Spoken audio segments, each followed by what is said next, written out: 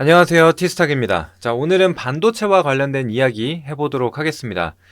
최근 들어서 미증시가 계속해서 사상 최고치를 경신해 나가고 있는데, 사실 올해 같은 경우에는 이제 엔비디아라는 그룹이 굉장히 인기가 많았습니다. 그런데 이제 박스권에 갇히게 됐는데, 그 이후로 지금 브로드컴이 다시 또 부각을 받게 되면서 이 반도체 주들을 계속적으로 이끌어가고 있는, 기술주들을 이끌어가고 있는 그런 상황이라고 보시면 될 것 같습니다. 자, 그러면서 이제 국내 증시 같은 경우에도 반도체주들이 사실 좀 힘을 잃어가고 있었는데, 이번에 다시 브로드컴의 상승과 함께 같이 반등을 보여주는 종목들이 있죠. 그래서 그런 부분에 대해서 같이 이야기해 보도록 하겠습니다. 자, 일단은 먼저 기사 하나를 보고 가도록 할 텐데, 자, 땡큐 브로드컴 테슬라 나스닥 또 사상 최고치를 경신을 했다라는 기사입니다. 그래서 사실 뭐 다른 거는 중요한 게 아니고, 오늘은 이제 브로드컴에 좀 집중해서 읽어봐야겠죠. 그래서 지금 반도체주가 지금 연일 불기둥을 뿜었다. 주요 반도체주로 구성된 이 필라델피아 반도체 지수는 지난 13일 3% 넘게 뛴 데 이어서 이제 어제도 2% 넘게 급등을 했다. 그러면서 뭐 여러 가지 종목이 올랐다라는 건데, 자, 여기서 브로드컴은 11% 급등을 했다. 그래서 인공지능 반도체 대장주인 엔비디아를 위협할 회사로 꼽히면서 이렇게 좀 강한 상승이 나오고 있다는 겁니다. 그래서 여기 이슈를 보시게 되면은, 자, 이 브로드컴이 엔비디아처럼 자체 AI 칩을 개발하지는 않지만 지금 빅테크와 각각의 맞춤형 칩 개발을 하고 있다라는 게 이제 굉장히 좀 중요한 내용이죠. 그래서 대형 클라우드 기업 세 곳과 AI 칩을 좀 개발하고 있다.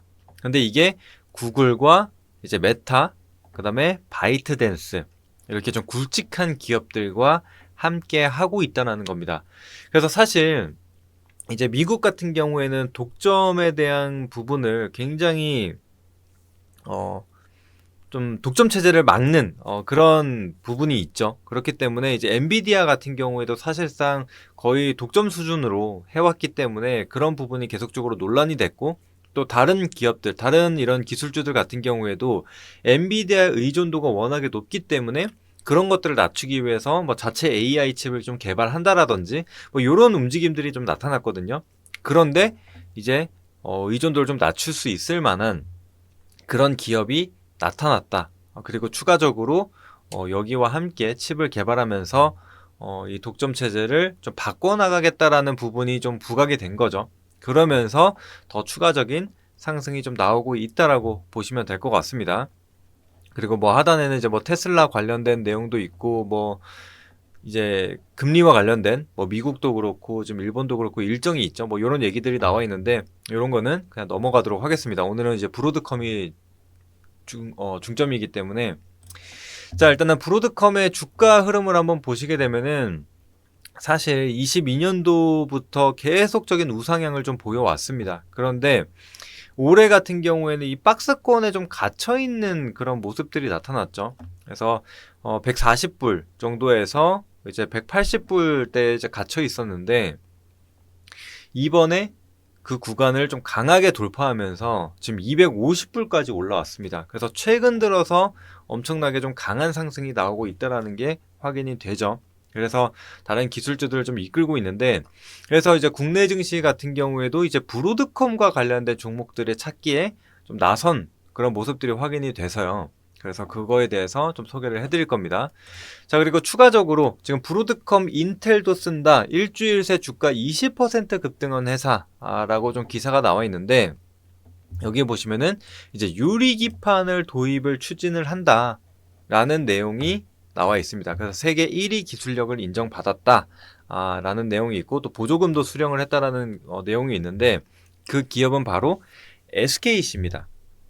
그래서 SK 같은 경우에도 지금 자회사 앱솔릭스를 통해서 이런 세계 최초 유리기판 양산 공장을 완공을 하고 내년부터 본격적인 양산에 돌입을 한다. 이런 얘기들이 지금 나오고 있죠. 그래서 아직까지는 주가에 반응이 없는데, 요거는 추가적인 내용으로 참고를 하시면 될 것 같습니다. 그래서 유리기판 같은 경우에도 조정이 좀 많이 나와 있는 상태인데, 이번에 브로드컴의 이 상승으로 인해서 또 한 번 부각을 받을 수 있는 부분이기 때문에 같이 한번 봐주시면 될 것 같습니다.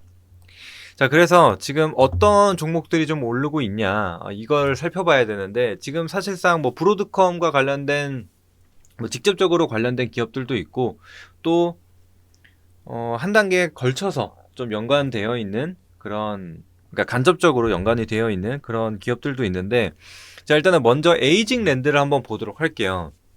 에이징 랜드 같은 경우에는 사실 이제 TSMC와 관련된 기업이죠. 그래서 이제 파트너사로서 이제 국내 유일한 기업이라고 좀 보시면 될 것 같은데, 그래서 이 팹리스, 그러니까 디자인 쪽으로 좀 특화되어 있는 기업이라고 생각을 하시면 됩니다. 그래서 이 칩넷 구조와 관련된 이슈를 좀 가지고 있는데, 사실 브로드컴 같은 경우에도 지금 파운드리 쪽에서는 워낙에 TSMC가 최강자로 완전히 굳혀져 있는 상황이기 때문에 대부분의 이 칩 관련된 기업들이 TSMC에게 물량을 주고 있습니다. 그래서 브로드컴도 마찬가지죠. 그래서 지금 TSMC와 관련된 이 에이징 랜드가 상승이 나온 겁니다. 오늘 상한가까지도 터치를 하긴 했는데 안착은 못했습니다.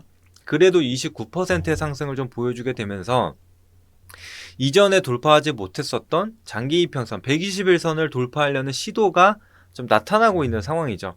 그래서 지금 거래량을 보시더라도 이 조정 구간에서는 거래량이 없다가 오늘 다시금 이 돌파와 함께 대량 거래가 실렸다.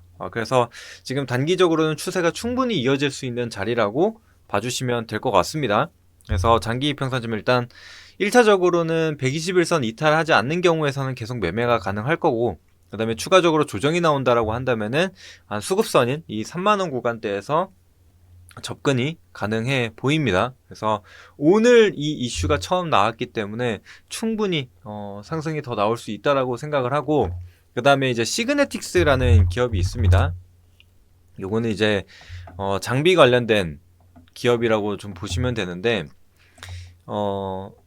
그래서 지금 이 시그네틱스 같은 경우에도 이제 브로드컴과 좀 직접적으로 연관이 되어 있습니다. 그래서 20년 동안에 거래를 해왔던 기업으로서 지금 그게 막 부각을 받게 되면서 심지어 동전주까지 밀렸었거든요. 아무래도 실적이 뒷받침이 안 되기 때문에 하락이 나왔었는데, 이번에 이 이슈로 상한가를 마감을 했습니다. 근데 시총이 이제 900억이에요.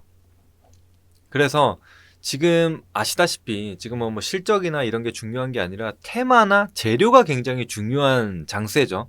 그래서 제가 봤을 땐 시그네틱스 같은 경우에는 단기적으로는 충분히 좀 모멘텀을 가지고 있다라고 생각을 하기 때문에 한 번 더 봐주시면 될 것 같고, 그 다음에 이제 자람 테크놀로지 같은 경우에는 뭐 여러 번 좀 소개를 해드린 종목이기도 한데, 지금 이 기업 같은 경우에는 뭐 직접적으로 연관이 되어 있다라기보다는 사실 브로드컴도 통신반도체 업체거든요. 근데 이 자람 테크놀로지 같은 경우에도 통신반도체 전문 업체입니다.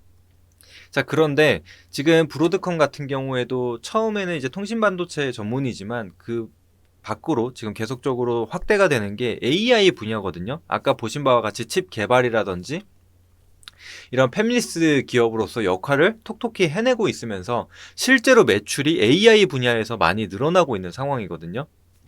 근데 이제 자람 테크놀로지 같은 경우에는 아직 그 단계까지는 아니지만 그래도 잘 아시다시피 뭐 뉴로모픽과 관련된 개발에서도 국책과제를 국책과제 선정 이런 것들을 해왔기 때문에 지금 같이 좀 엮이는 그런 상황이라고 좀 보시면 될 것 같습니다. 그래서 지금 이전에도 뉴로모픽, 그러니까 뉴럴링크와 관련돼서 일론 머스크 뉴럴링크와 관련돼서 뉴로모픽 관련주들이 조금 부각을 받았거든요.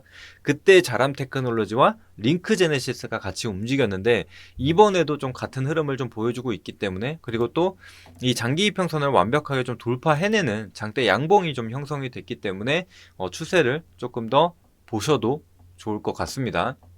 그래서 일단은 이 세 가지 종목이 가장 대장주로서 움직임을 보여주고 있다라는 거고, 그 다음에 이제 추가적으로 칩넷에 대한 얘기들이 좀 나오고 있습니다. 칩넷이라고 한다면은 이 블록 형태로 이제 다이 두 개를 합쳐서 하나로 만드는 약간 그런 플랫폼적인 부분이라고 보시면 되는데, 그래서 사실 이 성능이 계속적으로 올라가면 올라갈수록 한 다이에 넣을 수 있는 게 한계가 있기 때문에 이런 플랫폼적인 부분을 좀 변형을 줘서 칩 성능을 높이는 그런 방향이라고 보시면 되는데, 그래서 이번에 엔비디아가 블랙웰을 출시를 하려고 하고 있죠. 그래서 그런 부분들이, 그러니까 블랙웰 같은 경우에도 칩넷 플랫폼을 사용한 칩이라고 생각을 하시면 돼요. 그래서 두 개의 칩을 하나로 합치는 그런 기술을 사용을 하고 있다. 그래서 지금 계속적으로 고사양화가 되면 될수록 이런 칩넷 구조가 좀 필요한데, 브로드컴도 마찬가지죠.